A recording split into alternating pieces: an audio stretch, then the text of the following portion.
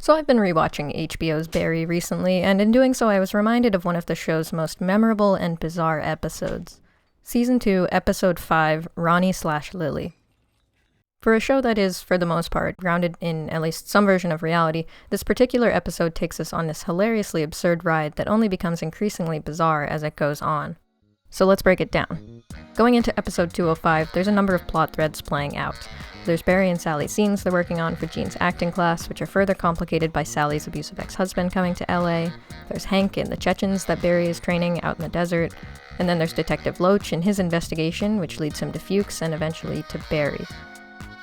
Episode 205 drops almost all of these plot threads to focus on just two characters, Barry and Fuches. But let's back up a bit.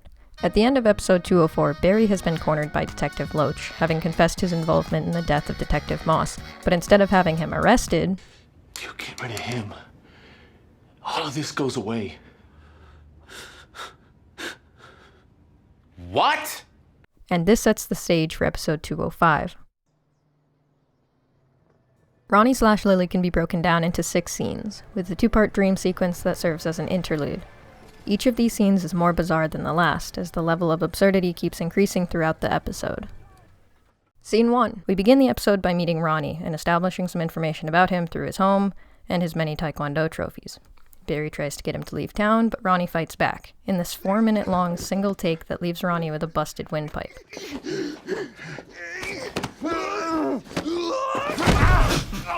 This whole fight scene is intentionally messy. Bill Hader says he wanted it to reflect how most fights actually play out, with 2 guys just grappling at each other and then quickly becoming out of breath.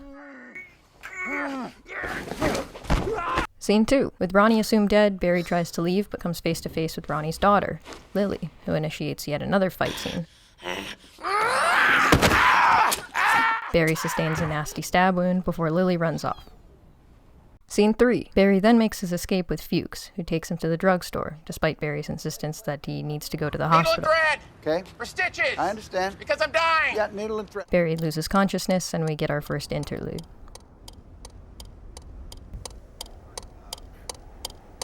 Scene 4. After he comes to, Barry admits that he left a witness, Ronnie's daughter, and Fuches demands that they go back and kill her. We gotta go kill her. What? Yeah, we gotta kill her right now. They return to Ronnie's house and find Lily sitting on the curb, but when Barry refuses to get out, Fuches says he'll kill her himself, only to discover... Okay, she's not human. That's what I said, I mean, man. she's something else. I don't know what we did was we took this fire extinguisher. Barry passes out once again, and we get the second part of that dream sequence.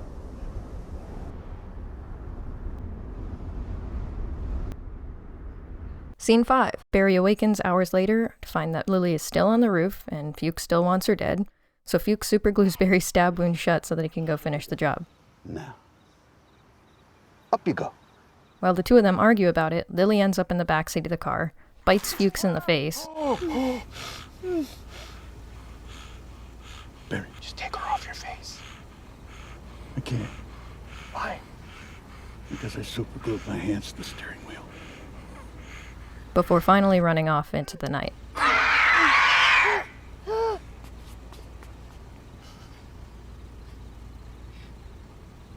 What are you? Scene 6. Barry and Fuches return to the drugstore once again, where Barry runs into a familiar face.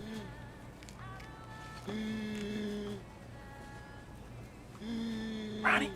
Ronnie tries to fight Barry again, makes a scene, the police arrive, and Ronnie is finally shot in the head by none other than Detective Loach, the guy who put Barry up to this whole thing in the first place. Loach looks like he's about to kill Barry, but then...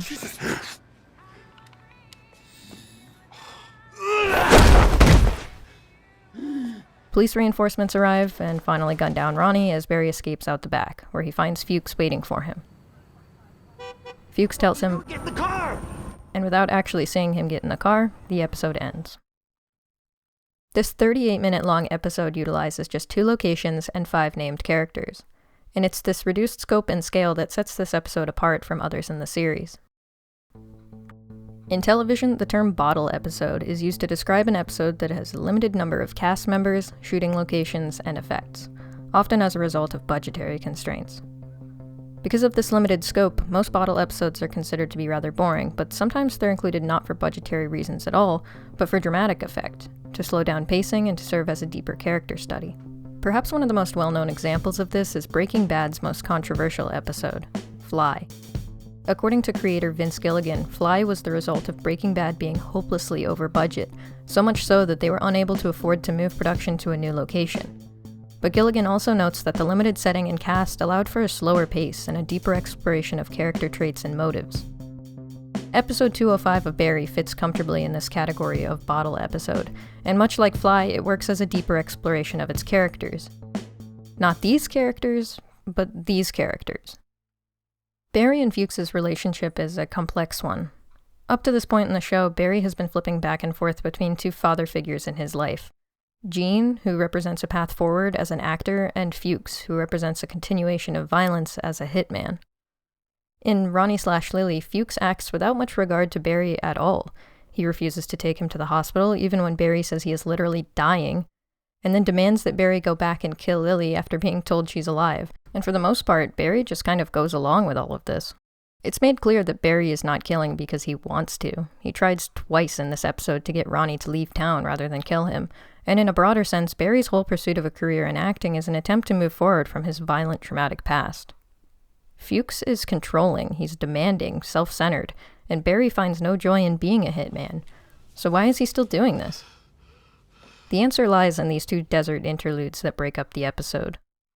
We see Barry alongside a dozen or so other Marines arriving home from deployment to be embraced by friends and loved ones, but Barry is not greeted by any family, but by Fuches.